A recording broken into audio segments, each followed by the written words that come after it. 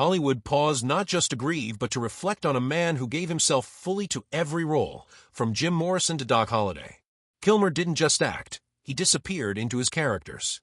But one role always felt different, distant, untouchable. Before his death, Val Kilmer finally confirmed the truth about Batman Forever, and it wasn't what anyone expected. It wasn't the critics.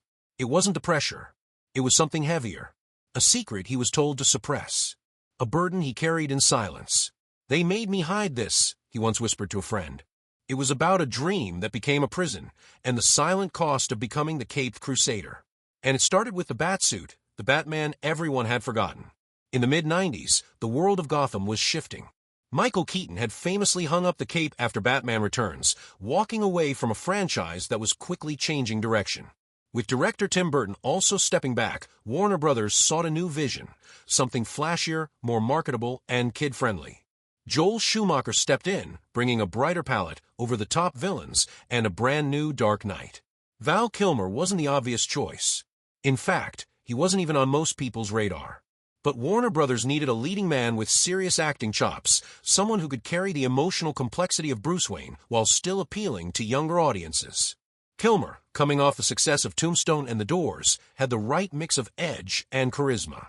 But stepping into Batman's boots was no ordinary challenge. Kilmer was following a fan favorite in Keaton, whose mysterious and introverted portrayal had captivated audiences. The pressure wasn't just about box office performance, it was about legacy. And Warner Brothers made that crystal clear. They needed a Batman who could sell out theaters and toy aisles. Merchandise, branding, fast food tie-ins. Kilmer was no longer just an actor. He was the center of a billion-dollar marketing machine. Behind the scenes, Kilmer was deeply committed. He had actually accepted the role without reading the script, largely due to his admiration for Schumacher, who had previously worked with him on The Saint, 1997. Kilmer trusted Schumacher's vision and felt confident that he could bring something unique to the role, even without the script in hand. Kilmer studied the character with the seriousness of a Shakespearean lead. He wanted to explore the duality of Bruce Wayne, the orphan, the billionaire, the symbol. But very quickly he began to realize that there was less room for interpretation and more demand for spectacle. The studio wanted Batman the icon, not Batman the man. Despite all of this, Batman Forever was a massive success. It grossed over $300 million worldwide and reignited public interest in the franchise. For Warner Brothers, Kilmer had done his job. He put on the suit, delivered the lines, and helped create a blockbuster. But success doesn't always tell the whole story. What the cameras didn't capture, what the interviews never touched, was how the role began to suffocate Kilmer. How each day on set became a battle not with villains or stunts, but with silence, discomfort, and a sense of erasure. Because something was wrong. And it all started with the thing that defined the role itself, the suit. Behind the cowl, a hidden truth. At first, the Batsuit was a symbol of triumph, a childhood dream realized.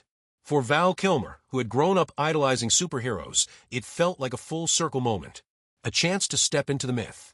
To live out a fantasy few ever touch. When he first laid eyes on the iconic suit, glistening under studio lights, he felt awe. Pride. Power. Like a kid in front of the ultimate gift. But that feeling didn't last. The moment he put on, something shifted. The suit, designed for visual impact and cinematic flair, was a marvel to look at, but a nightmare to wear. Weighing upwards of 50 pounds and made of thick, unforgiving rubber, it instantly transformed Kilmer from performer to prisoner. The cowl restricted his head movement. The chest plate crushed his breath. The boots made walking awkward, stiff. The suit had no ventilation. It trapped heat, soaked sweat, and left him drenched and drained by midday. And worst of all, he couldn't speak or hear clearly. Before long, people stopped talking to him, which he later described as very isolating. It was, as he would later describe it, like acting from inside a coffin. Kilmer, known for immersing himself into characters, found himself walled off from the very emotions he was hired to express. He couldn't emote through facial expressions. His voice was muffled. His physical movements were limited to stilted turns and unnatural gestures. The more he tried to bring Bruce Wayne to life, the more he felt buried by the suit that was supposed to define him. No one on set seemed to notice. The crew admired the way the costume looked on camera. The producers praised its silhouette. Warner Brothers was thrilled with the merchandise potential. Batman was everywhere, on lunchboxes, cereal boxes, action figures, and billboards. The image of Kilmer in the suit was a global sensation. But the man inside it, invisible. There was one moment that cut deeper than the rest. One he never forgot. Warren Buffett, the billionaire investor and business magnate, had brought his grandkids to the set one afternoon. Everyone was excited. Buffett was a big deal, even in Hollywood. Kilmer, fully suited up and standing tall in his Batman regalia, prepared to meet them. As the children arrived, they gasped in delight. They ran toward him, eyes wide, voices rising. But something felt alienating to him. They weren't talking to me, Kilmer recalled later. They were talking to the suit. The children circled him with wonder, touching the bat emblem, tapping the utility belt, marveling at the armor. But they never looked him in the eye. They didn't say hello. They didn't ask questions. They spoke to Batman, not Val. That was the moment he understood. He wasn't playing Batman. He was wearing Batman. And no matter what he did, no matter how hard he tried to inject soul into the role, none of it would ever reach the screen. It would all be masked. Literally. His performance would never be about nuance or emotion or complexity. It would be about posture, silhouette, and camera angles. He had gone from portraying a human character to becoming a glorified mannequin. I realized I was just an actor in a suit. Nothing more, he said. And it was frustrating, until I realized that my role in the film was just to show up and stand where I was told to. The physical strain was exhausting. The emotional toll was worse. He would come home from long days of shooting, shoulders sore, skin rubbed raw, ears ringing from hours of muffled dialogue. He couldn't breathe right. He couldn't connect with his co-stars the way he wanted.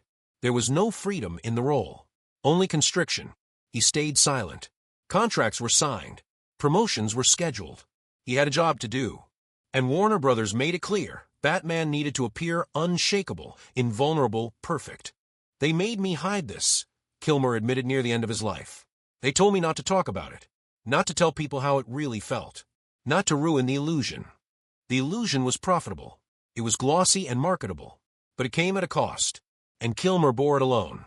He watched as Batman Forever became a hit. He smiled at interviews. He signed the toys, but inside he was crumbling. The weight of the suit had done more than bruise his body. It had crushed a part of his spirit, a part that once believed being Batman would feel like flying. Instead, it felt like falling. And so, when the offer came for a sequel, Batman and Robin, he declined. Not out of arrogance, not out of spite, but because he couldn't face the suit again.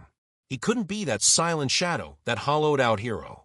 He had dreamed of becoming Batman, and once he did, he couldn't wait to escape him.